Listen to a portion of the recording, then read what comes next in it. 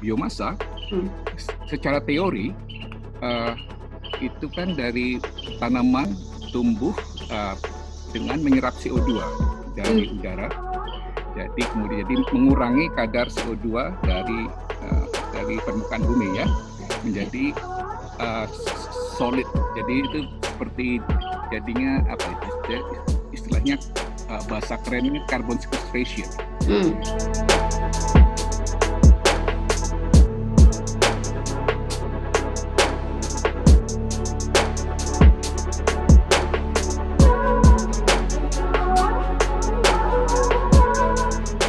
Halo? Nah, ya. Kacau. Biasanya nggak gini nih. Gimana, sehat? Cukup sehat ini. Cuma ya kadang-kadang stres karena kebanyakan di rumah. Karena work from home ini jadi kebanyakan ini schedule itu jadi tidak jelas gitu. Ya, kalau, jam berapa sekarang di sana, Gus? Sekarang ini jam 9 lewat. Jadi mundur 11 jam dari Jakarta. Tambah sehat kayaknya. Masa? Sama aja. Udah lama ya, berarti berapa tahun kita nggak ngobrol ya? Sudah lama sekali. Kan dulu kita lulus SMA itu akhir 80-an ya. 86 lah. Ya, berarti sudah tuanya jelas itu 34 tahun ya. Betul. Terasa ya. Ya, jadi saya dari lulus SMA itu dulunya itu kan masuk, dulunya nggak tahu mau kemana kan, tapi saya karena mungkin agak pintar ya, diterima di mana-mana. Emang pintar kok. Dulu sempat masuk STAN, diterima di STAN. Kemudian sampai ikut kayak di masalah kalau di Indonesia namanya apa sih? Di Permak itu dulu. Masa orientasi. Sempat ya di STAN sampai masuk orientasi gitu. Sempat ya? Iya, sempat itu. Kemudian ternyata waktu ikut dulu Sipenmaru ya. Sipenmaru itu ya, saya diterima di kedokteran UI. Dan itu yang kepingin tuh ibu saya, karena saya sendiri ya nggak tahu kemana, almarhum ibu bilang, pengen anaknya ada yang jadi dokter gitu katanya. Saya masuk sekolah kedokteran. Oke. Terus kenapa nggak diambil? Kenapa nggak diterus? Sudah masuk dulu. Iya. Sudah masuk, sudah sampai sudah mulai kuliah. Tapi kemudian saya sadar saya tuh takut darah. Kalau melihat darah tuh stres. Nggak cocok. Ya. Kemudian pada waktu yang bersamaan itu saya iseng-iseng ikut ini dulu baca di Kompas itu ada pembukaan untuk studi di luar negeri. Jadi itu dari ini di programnya Pak Habibie dulu akhir 80-an itu. Jadi saya minjem dari Bank Dunia itu ya. Kemudian mengambil jadi saya ikut iseng gitu, tes kuliah, ikut ujian di Senayan dulu, sampai Senayan itu penuh yang ngambil. Tapi kemudian tertulis itu lewat. Ternyata dipanggil untuk tes tes gitu. Kok ya selalu lewat gitu, selalu lulus. Dan akhirnya dapat gitu.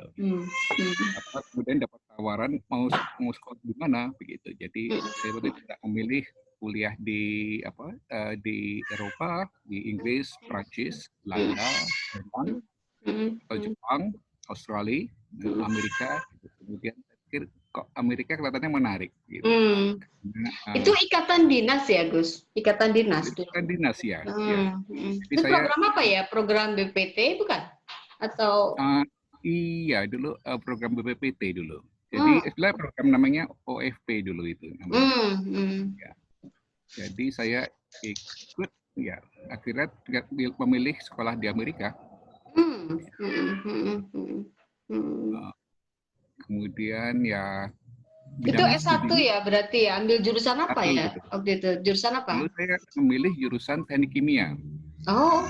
Ya, dulu juga tidak mengerti kan, dulu boleh sekolah asal bidang itu engineering. Oke. Jadi teknik gitu, ada teknik mesin, teknik elektro, teknik kimia begitu. Kemudian saya dulu suka chemistry, kimia. Dari SMA berarti ya udah ada passionnya di situ di kimia ya, atau fisika dulu kayak fisika jago deh. Ya dulu fisika, kalau untuk menjadi di engineering itu mesti fisika, matematika, mesti kuat kan. Kemudian saya juga ditambah lagi kimia. Saya senang dengan kimia. Saya memilih teknik kimia juga karena itu masih jarang. Itu bidang jurusan tuh yang tidak banyak orang biasanya orang mengerti teknik mesin, teknik elektro gitu ya. Saya tuh cenderung memilih sesuatu yang unik biasanya. Jadi memilih teknik kimia ya karena kelihatannya menarik ini. Jadi saya kemudian memilih datang ke Amerika. Di Amerika itu banyak negara-negara bagian tuh banyak kan, luas Amerika itu. Dari Los Angeles ke New York itu, pantai barat ke pantai timur itu sama jaraknya dengan dari Sabang sampai Merauke. Jadi luas ya. Saya memilih tinggal di negara bagian Iowa. Iowa itu di dulu bagian udah tengah. Diterima dulu di satu university gitu ya di Amerika. Sudah diterima. Di mana dulu itu? Saya diterima di beberapa tempat begitu. Oh gitu. Tapi kemudian saya memilih di Iowa karena Iowa itu di tengah-tengah kontinen United States, jadi di tengah-tengahnya gitu, jadi di sentral. Saya pikir itu saya akan dekat kemana-mana gitu karena di tengah. Strategis ya. Strategis itu. Jadi kemudian saya tiba di sana begitu ya, mulai kuliah. Tapi ternyata di Iowa itu negara bagian pertanian. Jadi negara bagian khusus pertanian, dan di Amerika itu cenderung Midwest itu bukan daerah padat, bukan daerah urban. Jadi orang menganggap itu daerah pedesaan begitu. Jadi ternyata untuk kemana-mana dari Iowa itu susah gitu karena tidak banyak option. Iya, dari mana-mana gitu. Dan kalau travel juga biayanya besar kan karena dari airport kecil begitu. Ya, jadi setelah kerja selesai kuliah, saya kembali ke Indonesia, sempat magang di perusahaan di Kansas City kemudian setelah itu kembali ke Indonesia untuk mulai ikatan dinas itu. Tapi tidak setelah saya sempat menikah juga. Kemudian saya terpikir kok ingin kembali ngambil S3. Karena saya alasannya juga agak lucu karena saya ingin kalau orang melihat yang di wisuda lulusan S3 itu jubahnya tuh bagus sekali, warna-warna begitu keren. Jadi saya kepengen seperti itu ya, gitu. Jadi alasannya simple itu waktu itu, cuma itu aja gitu. Kemudian saya mendapatkan kesempatan itu, jadi mendapatkan kesempatan untuk ambil S3 dan saya kembali lagi. Saya milihnya tuh kembali ke Iowa. Gitu. Itu bukan ikatan dinas lanjutan, bukan? Ada ikatan dinas, betul. Oh masih ya, masih. Oke. Kemudian ya saya kembali ke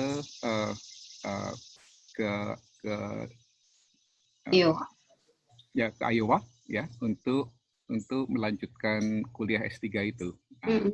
Sama istri juga gabung juga, dia mengambil S2 juga di sana, S2 yang kedua. Jadi setelah lulus itu saya pikir mau kemana gitu. Kemudian saya melihat kesempatan untuk belajar tentang biofuel. Nah itu, jadi di Iowa itu ternyata pusat dari mekahnya tentang biofuel. Jadi kayak kiblatnya untuk Ya, biofuel waktu itu di Amerika. sedang lulus itu saya sedang booming. Tahun berapa Gitu. itu ya kalau ingat? Itu awal tahun 2000, tahun Okay. 2000-an itu. Jadi waktu itu harga minyak bumi itu mahal, kemudian orang mulai berbicara soal renewable energy. Itu baru mulai itu. Jadi waktu itu saya lulus dengan saat yang tepat begitu, karena saya tuh terpikir bahwa saya tuh merasa mungkin lebih memberikan kontribusi ke Indonesia kalau saya di sini. Karena utamanya itu karena melihat teknologi tinggi di sini, jadi saya bisa lebih memberikan belajar menjadi kemudian bisa menjadi ahli di bidang ini begitu. Jadinya kemudian saya memberikan belajar tentang biofuel itu menjadi saintis di sana di Iowa itu. Jadi jadi sekarang riset saya itu berpusat di biomasa, karena saya terpikir Indonesia itu banyak sekali negara berbasis agriculture kan, berbasis pertanian, dan itu akan banyak sekali kesempatan untuk menggunakan biomasa untuk menjadi bahan yang berguna. Salah satunya tentang biofuel itu. Ya. Jadi ya ceritanya begitu. Jadi sekarang berlanjut, saya kemudian ya sekarang ini saya setelah di Iowa, saya mendapatkan kesempatan untuk menjadi faculty, menjadi pekerja di universitas sebagai profesor yang tetap gitu ya. Itu saya merasa ini tuh saya menjadi ahli di Amerika, orang Indonesia yang ahli tentang biofuels di Amerika. Walaupun saya ini tidak bisa bilang saya ahli, tapi saya mempunyai hati untuk ke situ. Gitu. Nah, kalau pilihan biofuel sendiri selain karena momennya waktu itu pas gitu ya, ada alasan lain nggak? Namanya Agus. Alasan lain terutama karena saya memikirkan ini tuh tentang sebetulnya tidak cuma biofuel, saya lebih tertarik dengan biomasanya. Oke. Nah, karena biomasanya itu merupakan sumber, satu resource yang bisa dipakai dengan menguntungkan kalau dilakukan secara tepat. Gitu. Jadi seperti biofuel itu kesempatan, kemudian untuk menjadi misalnya membuat biopolymer ya, misalnya bahan-bahan yang menggantikan fossil fuel. Jadi kalau kita itu kan hidup berbasiskan karbon. Karbon itu tubuh kita ya sebagian besar karbon. Kemudian energi yang seperti gasolin, diesel itu juga berbasis karbon begitu. Nah, kalau kita mengambil karbon dari dalam bumi, berupa minyak bumi, berupa batu bara, itu kita mengeluarkan karbon dari bawah tanah ke permukaan. Gitu. Dan permukaan itu kalau kita bakar ya menjadi CO2 kan. CO2 itu jadi akan menambah kadar CO2 yang ada di permukaan bumi. Jadinya kenapa kadar CO2 itu dalam 100 tahun terakhir ini semakin tinggi karena kegiatan manusia yang aktif itu.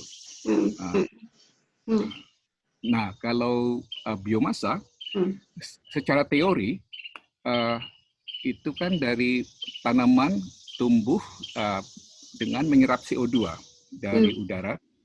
Jadi kemudian mengurangi kadar CO2 dari permukaan bumi ya, menjadi solid. Jadi itu seperti jadinya apa itu istilahnya bahasa kerennya carbon sequestration. Jadi karbon itu dibuat sebagai tidak ada diserap menjadi tanaman gitu. Nah, jadi kalau ya silakan. Ya, jadi intinya bahwa biomasa itu udah alternatif yang terbaik ya untuk green energy gitu ya. Nah, kalau Agus sendiri dari US gitu memantau nggak perkembangan di Indonesia ya? Karena pemerintah sendiri kan punya program khusus untuk energi bauran ini ya kan, sampai 2030 sekitar 23% gitu. Tapi nyatanya kan nggak berjalan nih, kelihatannya progresnya lambat gitu ya. Kalau pantauannya Agus sendiri, kalau dari US sebagai ilmuwan gitu, yang expert di bidang ini, masalahnya di mana ya? Masalah utama dalam menggunakan biomasa menjadi biofuel itu berperantai panjang dari jadi kalau seperti minyak bumi ya. Itu rantainya itu dari pertambangan, kemudian sampai dengan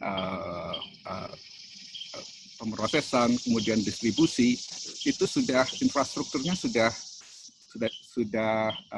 terbentuk begitu. Dan itu biasanya juga lebih mudah karena itu antar perusahaan biasanya, antar misalnya pemerintah atau perusahaan besar dari pertambangan, kemudian dari pemerintah atau swasta ya. Jadi semuanya itu mudah untuk membuat rantai panjang itu.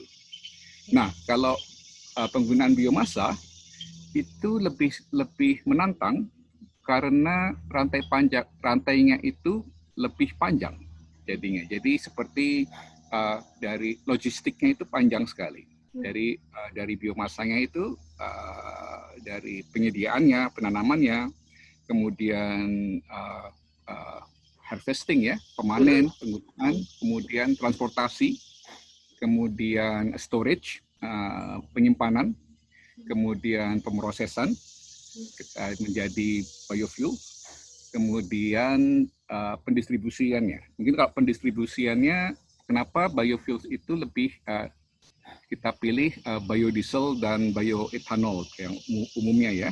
Itu karena bisa dengan mudah diintegrasikan ke bahan bakar yang sudah ada sekarang. Jadi untuk biodiesel dicampurkan ke diesel, ya, minyak diesel. Kalau di Indonesia itu mungkin sudah berapa persen ya sekarang kandungan biodiesel di Indonesia itu? Sekitar 10% mungkin. Kalau di Amerika itu sekitar 2% biodiesel. Iya.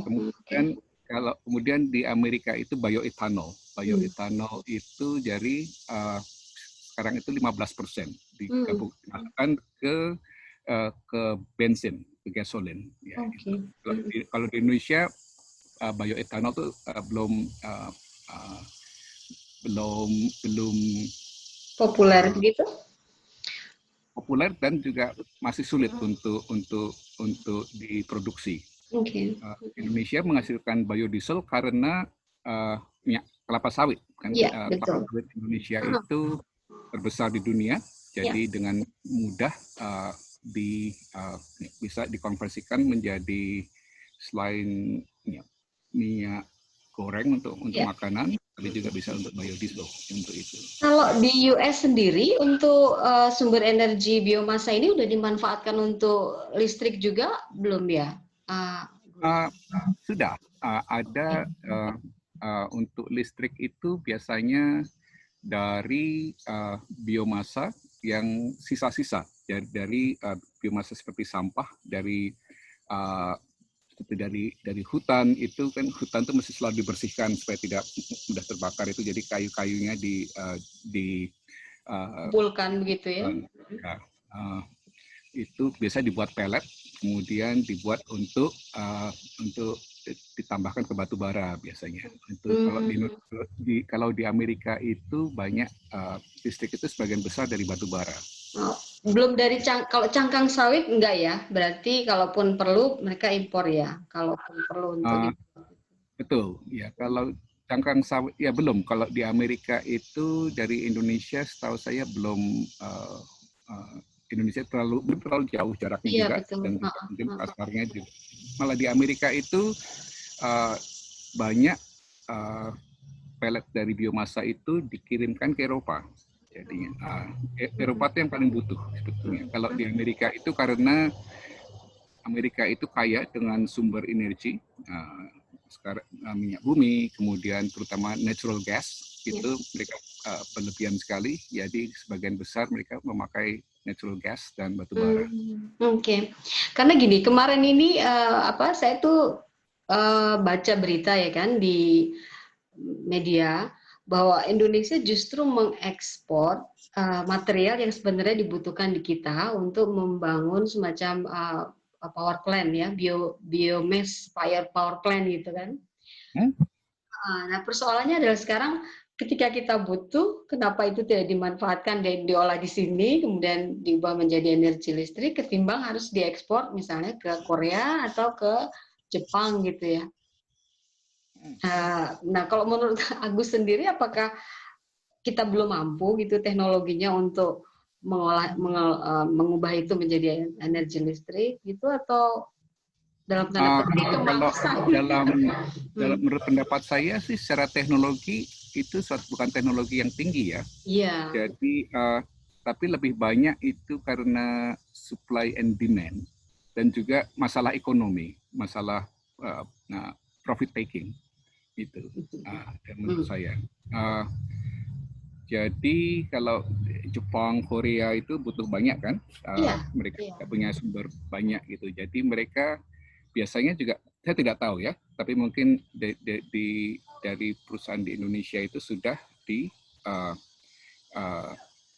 biasanya pesan untuk memproduksi sekian banyak demikian untuk kemudian ekspor begitu. Jadi pesanan biasanya untuk itu. Jadi untuk dipakai di Indonesia itu sebetulnya kesempatan ada untuk itu.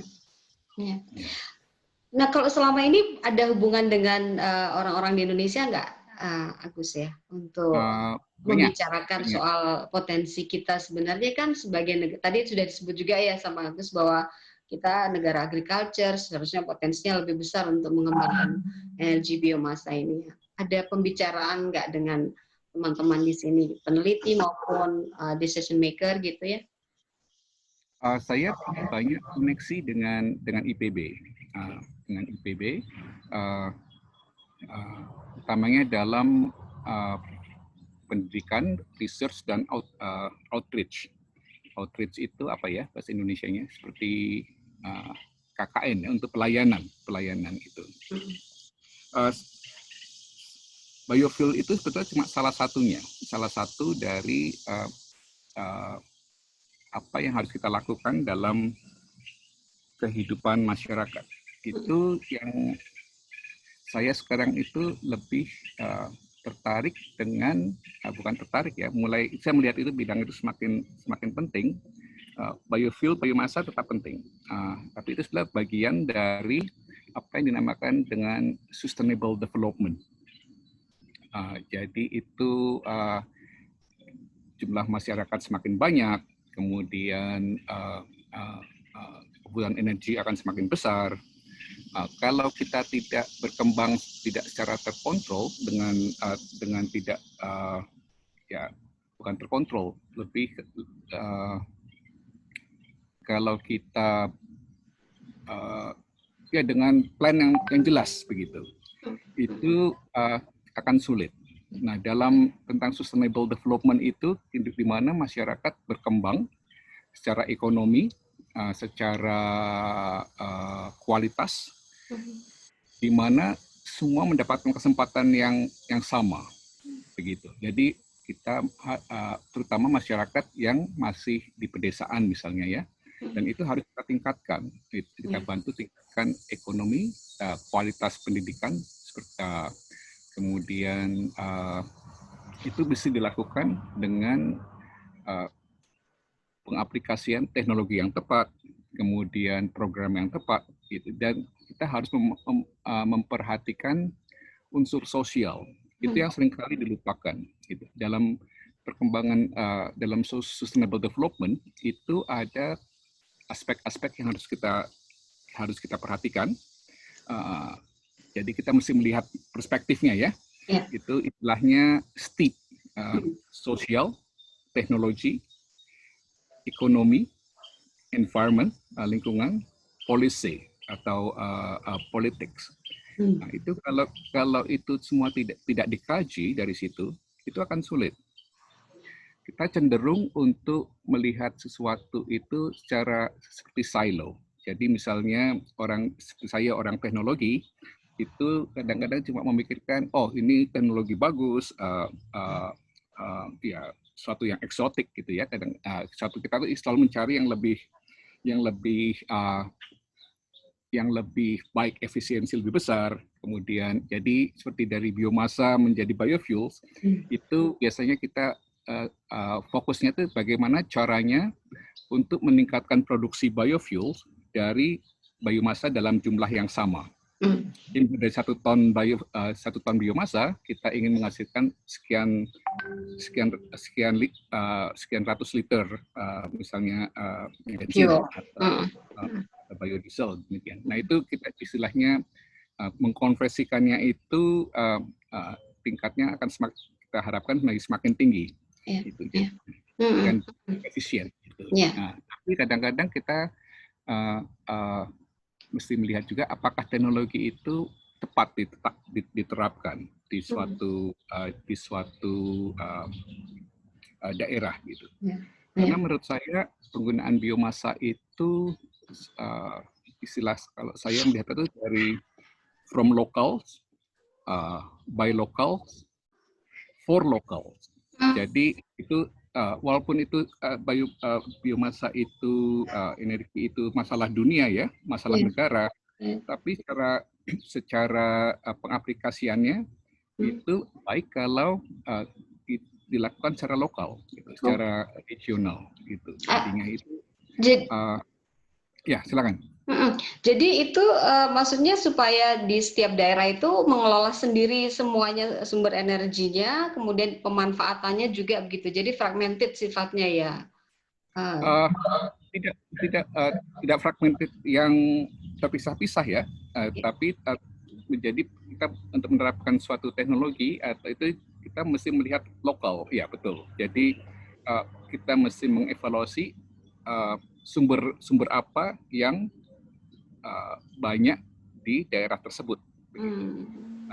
Jadi kemudian di Jawa misalnya di Jawa itu kan banyak pertanian penghasilan beras itu. Jadi mungkin dari sisa panen padi itu mungkin bisa digunakan ya. Atau di daerah yang banyak menghasilkan kelapa sawit ya itu kan kesempatannya itu banyak ya. Jadi kita fokuskan dalam pengembangan kelapa sawit untuk itu. Jadi memang ada tren ke situ sih sebenarnya, Gus. Kalau di kita ini kayak di Kalimantan itu ada perusahaan-perusahaan kayak IPP gitu ya, yang independen kecil gitu mengelola potensi daerah gitu untuk menghasilkan listrik misalnya gitu. Jadi nggak yang masif-masif besar gitu ya, kecuali mungkin kalau ada sumber misalnya TPA, tempat pembuangan akhir gitu, sampah ya kan, yang bisa dikelola lebih gede gitu, mungkin bisa. Tapi yang kecil-kecil ini juga kelihatannya bisa potensi untuk dikembangkan ya ke depannya. Potensi ya. Atau dari yang kecil-kecil itu digabung begitu bisa juga.